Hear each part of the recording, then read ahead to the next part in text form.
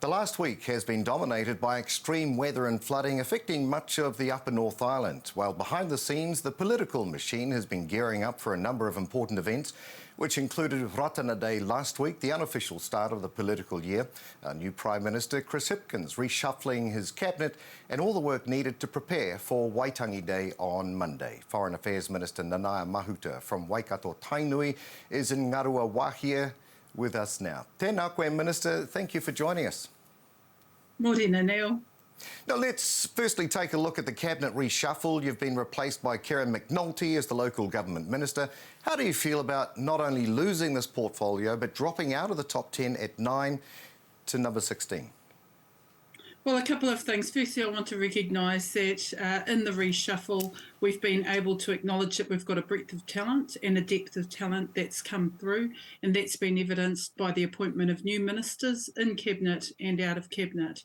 It's also an acknowledgement that Chris Hipkins is looking for the makeup of his cabinet beyond the next election. It's entirely winnable, and we can see that this talent will build our team. On the specific questions around local government, it's a portfolio that I've loved and have achieved a lot in over the last 5 years. There's been some testy matters within that portfolio, and in particular water reform, and I've taken the policy work as far as I can go, got some of the legislation over the line. There's still some before the House. I think there's a lot of proactive conversations happening around the need for water reform, and actually recent events have shown that we should have probably done these changes at least 20 years ago, and now that's Kieran McNulty's job.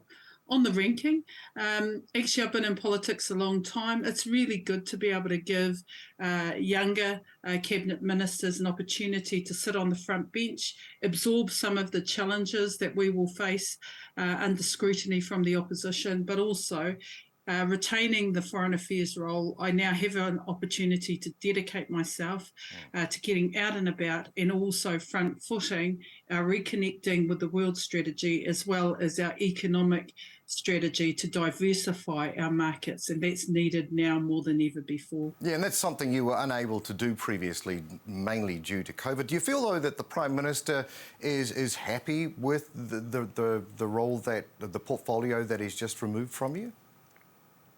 I think it's an acknowledgement that he wants me to do more in the foreign affairs space, and that's an absolute honour.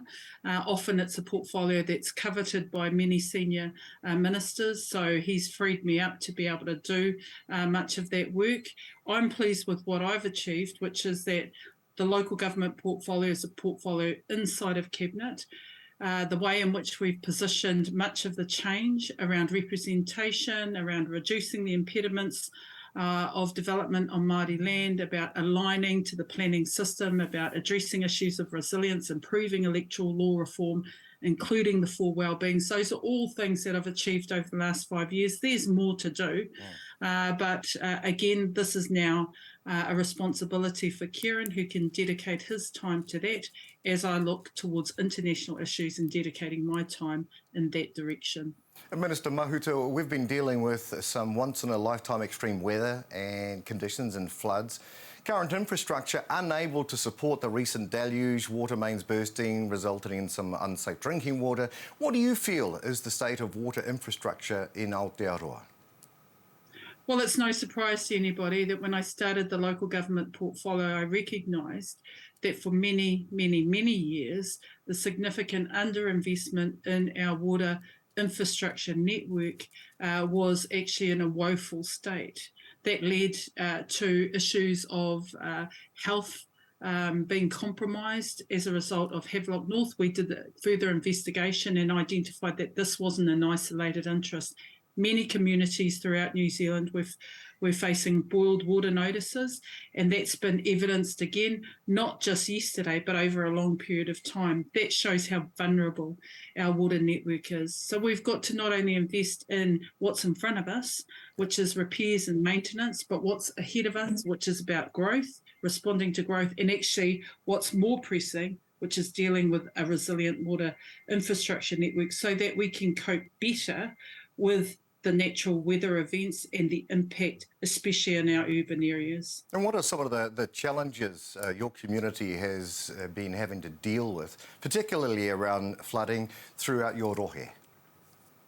Well, if I think about Hauraki Waikato and I look to the Coromandel, I mean, a lot of this is dependent on where your natural weather system is going to go, but there are some vulnerabilities that are not just about flooding, it's about landslides, it's about our roading infrastructure network, it's about where houses are currently being placed. All of that lands squarely in front of both local government and central government in the way that our planning system works, but also the way that we think about where we build and what's going to ensure better livelihoods and connectivity amongst our communities.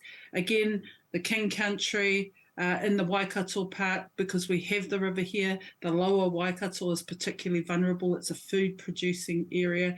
And then when we go to our coastal areas, there are, again, vulnerabilities there because of coastal erosion on the shoreline. So we've got all these challenges in our communities that every time there's a significant event, we, like others, have to find ways to respond and invest back in a really strong infrastructure system and also thinking about livelihoods where people are building. Yep, and let's hope that happens. Foreign Affairs Minister Nanaia Mahuta, thank you so much for your time today. Ngā mihi nui ki a koe. Kia ora, ngā mihi.